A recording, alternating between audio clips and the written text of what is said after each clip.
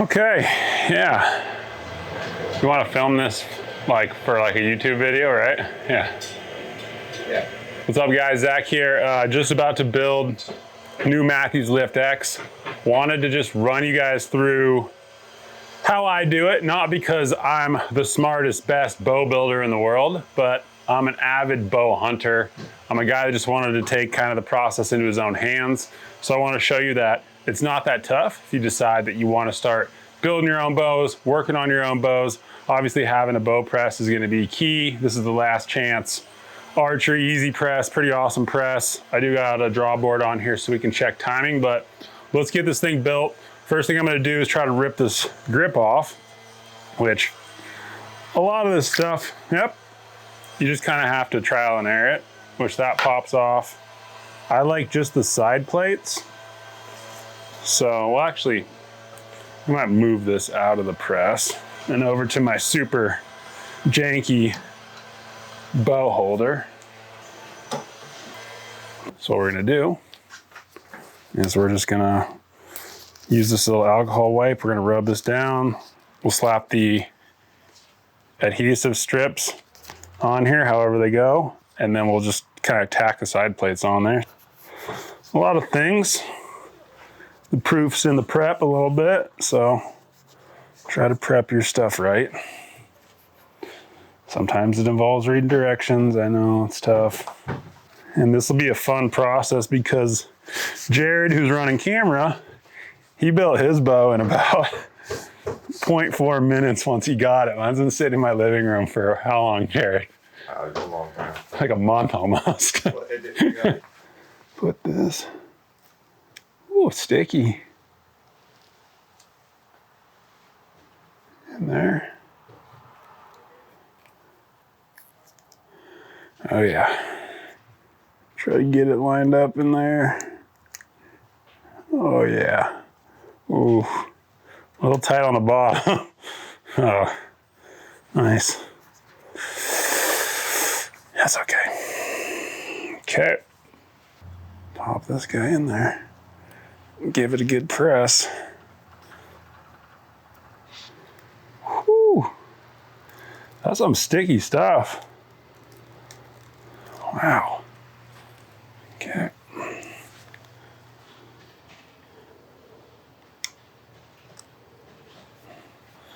Give it a good press. All right, got the new grip on. Next thing we're gonna do, I'm pretty pumped. I'm rocking Dan Evans. As far as dudes who have killed elk with bows, I mean, he's the GOAT status there, or one of.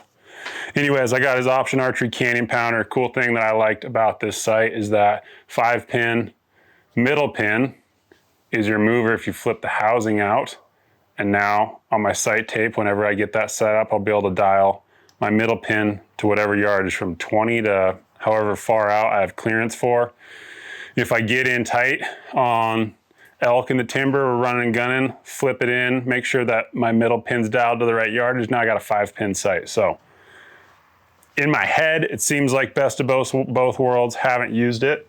Cool part about this is bridge lock. So it just slides into the riser on the Mathews. Oh. Yep, got to put it in the right spot. We don't know exactly where we want it, but we'll just put it in there and make it look good.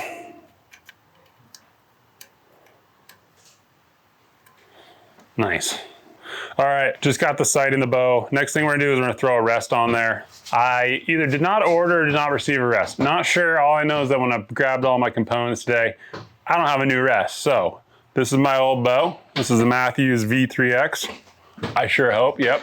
And we're gonna take the QAD integrate rest, we're gonna pop it off. These things have kind of stayed the same. They're designed super well. The back mount on the riser is gonna be the same on the new bow. So we'll just basically take this cover plate off and it will allow us to get into the clamp. And then there's a little set screw here that I don't have a long Allen. There we go. I should be able to get it now. And that little clamp is what holds the whole rest. to the bow. Need to cut the string, and we'll see if it's gonna be long enough for the new bow to work. I think it's gonna be. So we'll put this on here. Just kind of spray the dirt out of this one that's been hunted with a bunch.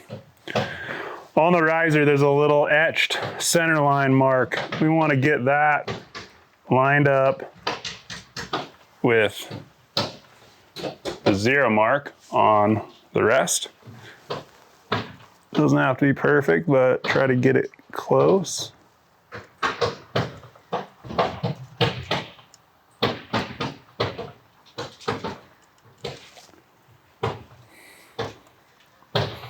I say that and then I'm trying to get it perfect. And then we'll put the cap back on. Basically the cap right here, when we break it loose, we can use this little dial on top to drive the sight up and down. But we are just going to pop it in there. Well, actually, yep, it's all zeroed out, so we'll just snug that up for now. Okay, that's good. Before we get too crazy, we're just gonna see where the center of the string's at.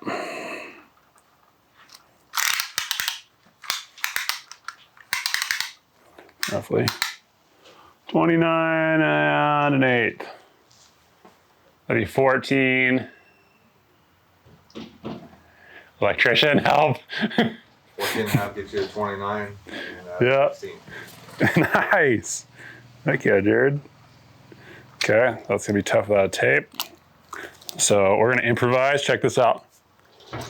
Check this out. This is advanced precision.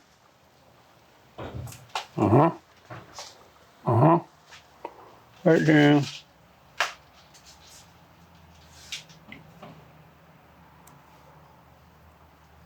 So the professionals, apparently. According to my fine calculations with my tape measure in my mouth, that was the center. If we put this in here, touching the rest, which is not a perfect science, we can see that is about 0. That'd be where the bottom of the arrow will be coming through. So we'll probably tie our knock in just right slightly above that. So we'll probably tie it in right above, somewhere right there. And we'll just start there. It's a good starting point. If you're working on your own bows, it's pretty easy. Just change this out later, but based on the last bow, the V3X I set up, I did it this way and it shot bolt holes, so we'll try that. I used to tie a soft knock below and above.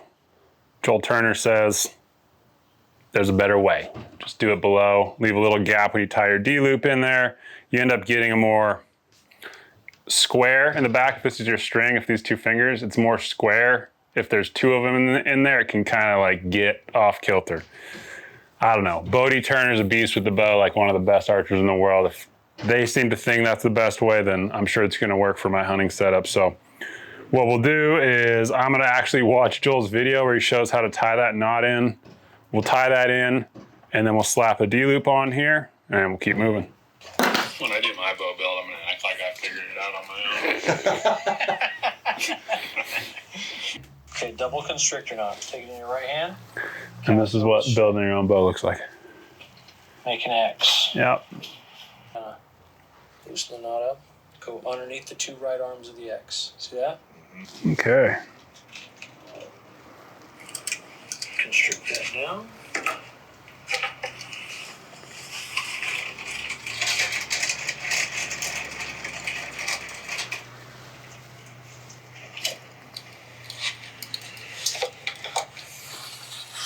So I followed Joel's instructions. So we're just gonna snug that thing down, and then we'll cut those off. We'll burn them. Try not to cut your bowstring.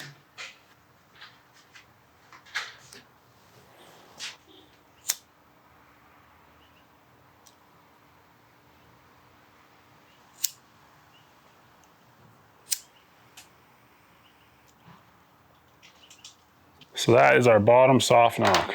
Now, Since I don't tie D-loops very often, I'm gonna watch another video, how to tie D-loop. Who should we watch? Should we watch a Levi Morgan? Should we watch our boy Dudley? Chris B? MFJJ? Who do we want? Let's see what YouTube serves us. Tying in a D-loop. Let's go to the boys at Lancaster. Those guys do archery stuff. And today we're going to show you how to tie a D-loop. Let's get a little ball going on the end here. Biggest thing is we want to get a ball so that when we tie this in, it does not break and you punch yourself in the face. Jared says he likes to put a pair of pliers there, burn it down and push it against the pliers. It seems like a pretty smart move, which it's already pretty much how I want it.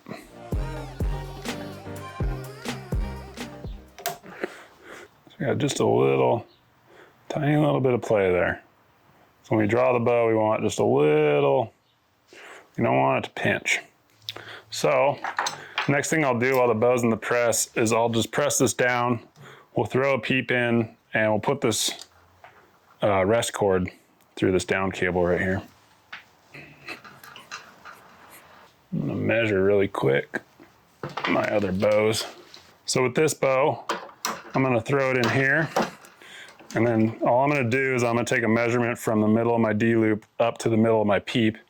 Just as a starting reference point, this bow is gonna be very similar to the one I'm building, so it should be in the ballpark. 5 7/8. Right there. So we'll move this string up. You wanna try not to pull these out before you put a peep in there. I'm just gonna work this up in the string a little. So right there, we'll remember 5 7/8. Move this bow out of the way here. All right, so usually I just run a pretty standard peep like this that you could buy at a bow shop. You see those? Most of you have them in there. My good buddy Jared was like, you should try this Hamskea peep system because you can replace the aperture, so the hole inside the peep. You can screw in and out different size apertures. So you want a little one, you can do a little one. You want a big one, you can do a big one. I think we're just gonna run the peep wide open to start for outdoor stuff. That's what Jared would recommend. Got the peep in there. We're looking in the ballpark on that. I like to just keep this in here for a little bit till we get it dialed. While we're in the press, before we do anything else, I'm gonna kind of loosen it or press the bow a little bit more so I can get this cable for the rest into the down cable on my bow, which we'll try to split. I hope that will be enough cable. We're gonna find out when we draw the bow. We're just gonna draw the bow to get the rest timing. We're not gonna shoot it, but always have an arrow in there in case something happens. I haven't drawn the bow, so I hope my D-loop looks good. We don't want the peep to go flying, but we're gonna check just peep height, try to get the rest timing going. See how this thing feels to draw. Yeah. So the peep feels slightly high.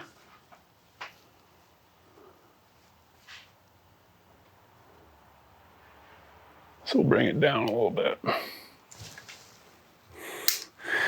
And we're gonna have to swap out the cable because if you can see, that cable's just hanging on by a tiny little thread. So back in the press.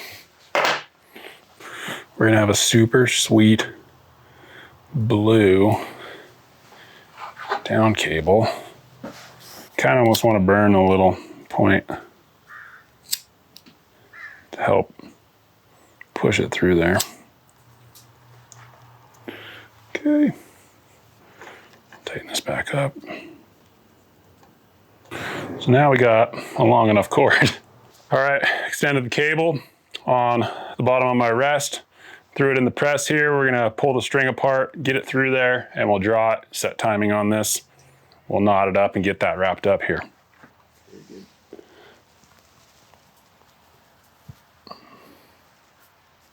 Draw it one more time.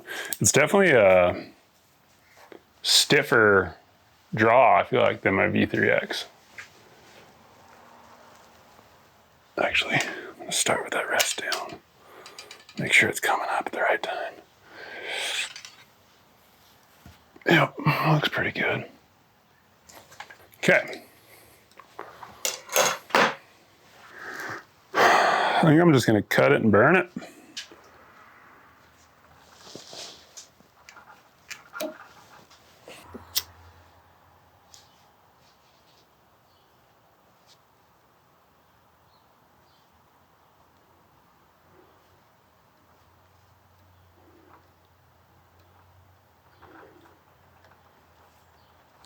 It's a big old hog dog peep.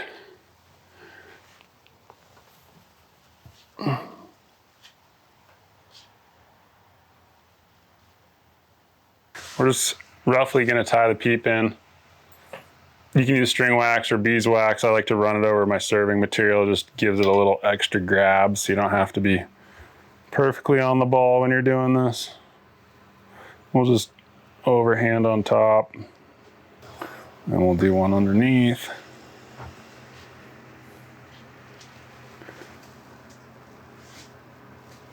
Make sure it's in the groove. And then I'll just do one more on top. And we'll cut it, burn it, and then I'll shoot the bow for a while. And then once we get to shooting a bunch, and I know I like it where it's at, we'll leave it in there. And we'll come back and tie it in a little bit better. What we'll do next is we'll check the timing, make sure that's in the ballpark, throw the stabilizers on there, and see how it shoots through paper. We got the bow here in the drawboard, and we're just gonna basically see where the cams are hitting the top and bottom cable, try to get the timing dialed in. Also make sure that the rest is coming up the right time.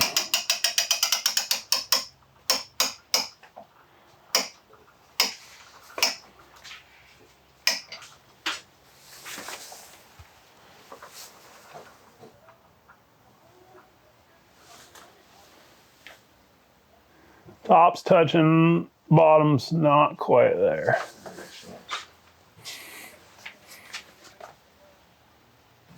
All right, check the timing. The top's hitting just slightly before the bottom. So what we're gonna do is we're gonna add a half twist to the cable that comes into the top cam. Hopefully we'll turn it back a little bit so when you draw the bow, matches up the timing. If you don't know which way to do it, just do one side or the other and see if it gets better or worse, and you'll eventually get it timed up perfectly.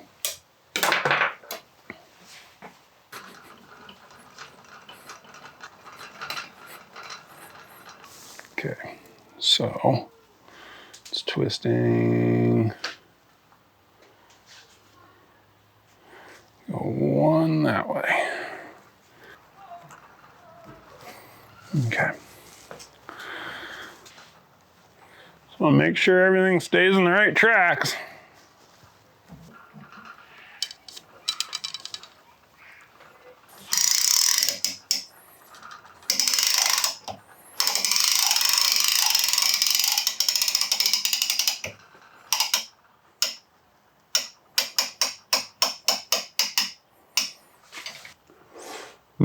Kind of just flip-flopped.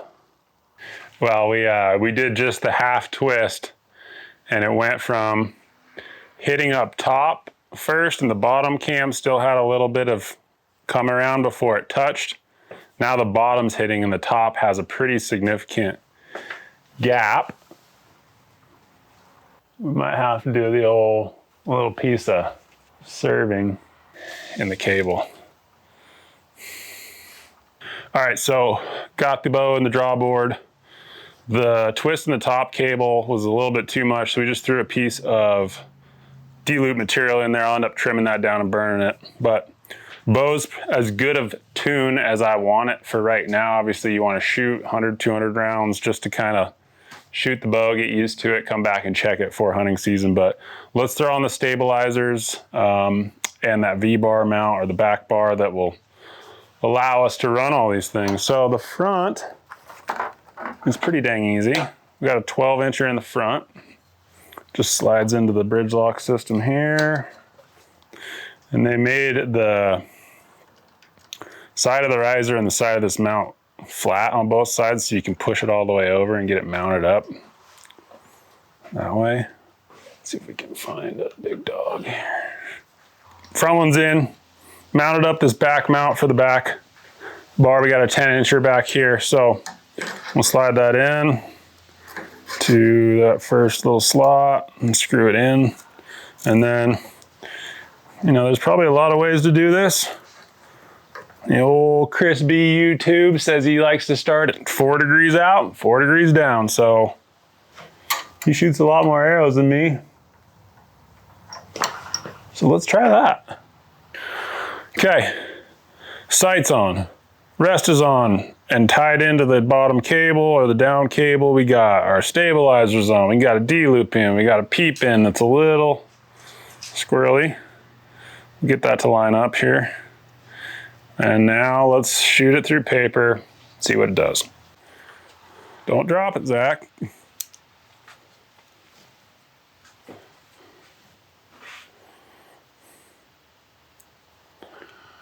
All right, shot one.